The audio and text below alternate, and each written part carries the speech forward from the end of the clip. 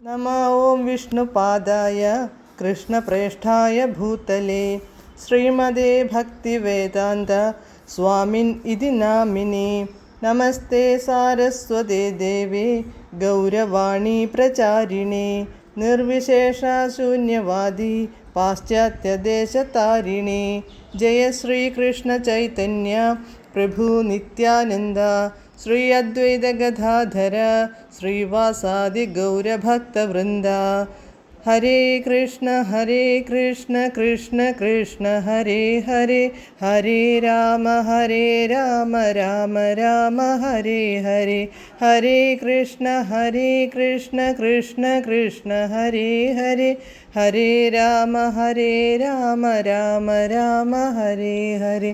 हरे कृष्ण कृष्ण कृष्ण हरे हरे, हरे राम राम हरे हरे. പരമദിവ്യോത്തമ പുരുഷനായ ശ്രീകൃഷ്ണ ഭഗവാന്റെ കഥകളാണ് ശ്രീകൃഷ്ണ എന്ന പുസ്തകത്തിലൂടെ പറയുന്നത്. ഓം നമോ ഭഗവതേ വാസുദേവായ, ഓം നമോ ഭഗവതേ വാസുദേവായ, ഓം നമോ ഭഗവതേ വാസുദേവായ. നാരായണം നമസ്കൃത്യ നരം ചൈവ നരോത്തമം ദേവീം സരസ്വതീം വ്യാസം തതോ ജയമുദീരയേത്.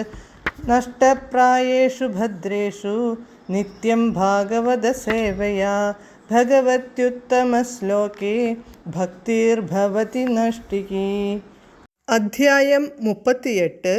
അക്രൂരൻ്റെ മടക്കയാത്രയും യമുനാജലത്തിൽ വിഷ്ണുലോക ദർശനവും. Page number 359. മറ്റൊരു തരത്തിൽ പറഞ്ഞാൽ, മടങ്ങിയെത്തിയപ്പോൾ ബലരാമൻ ശേഷനാഗമായും കൃഷ്ണൻ മഹാവിഷ്ണുവായും മാറിയിരിക്കുന്നതാണ് അക്രൂരൻ കണ്ടത്. ചതുർബാഹുവായ ഭഗവാൻ ഹൃദ്യമായി പുഞ്ചിരിക്കുന്നുണ്ടായിരുന്നു. എല്ലാവർക്കും പ്രിയങ്കരനായ ഭഗവാന്റെ നോട്ടം എല്ലാവരിലും പതിഞ്ഞിരുന്നു. ഉയർന്ന നാസിക, വിശാലമായ നെറ്റിത്തടം, വിടർന്ന നേത്രങ്ങൾ, ചുവന്ന ചുണ്ടുകൾ എന്നിവയാൽ അദ്ദേഹം തികച്ചും സുന്ദരനായി കാണപ്പെട്ടു. മുട്ടോളമെത്തിയ ബാഹുക്കൾ സുഷ്ടവും ബലിഷ്ഠവുമായിരുന്നു. വിശാലമായ മാറിടം ശംഖാകൃതിയിലായിരുന്നു. അഗാധമായ നാഭി, വയറ്റത്തു ത്രിവലി. സ്ത്രീകളുടെ നിതംബം പോലെ ബൃഹത്തും വിശാലവുമായിരുന്നു അദ്ദേഹത്തിൻ്റെ പിൻഭാഗം. ആനയുടെ തുമ്പിക്കൈ പോലുള്ള തുടകൾ, അതുപോലെ സന്ധികളും കീഴറ്റവും അത്യന്തം മനോഹരമായിരുന്നു.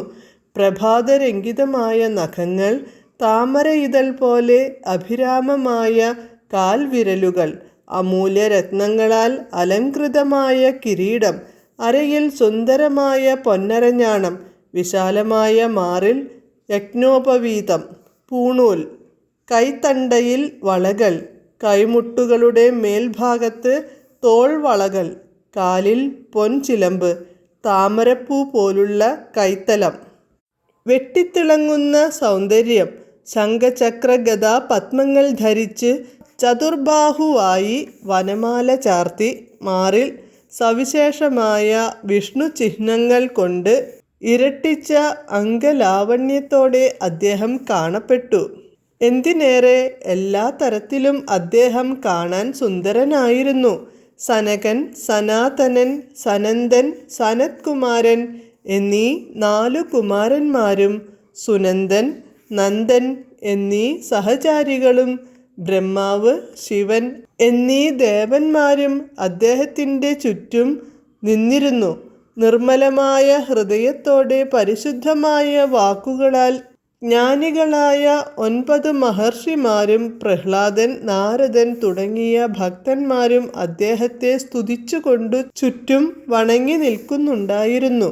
ഭഗവാന്റെ അതീന്ദ്രിയമായ രൂപം കണ്ടു അക്രൂരനിൽ ഭക്തി കരകവിഞ്ഞൊഴുകി. ആ കൂപ്പിയ കൈകളോടും ഇടറിയ കണ്ഠത്തോടും കൂടി അദ്ദേഹം ഭഗവാനെ സ്തുതിച്ചു. ഇങ്ങനെ കൃഷ്ണൻ എന്ന ഗ്രന്ഥത്തിലെ അക്രൂരൻ്റെ മടക്കയാത്രയും യമുനാജലത്തിലെ വിഷ്ണുലോക ദർശനവും എന്ന 38-ാം അധ്യായത്തിൻ്റെ ഭക്തിവേദാന്ത ഭാഷ്യം സമാപ്തം. ഹരേ കൃഷ്ണ.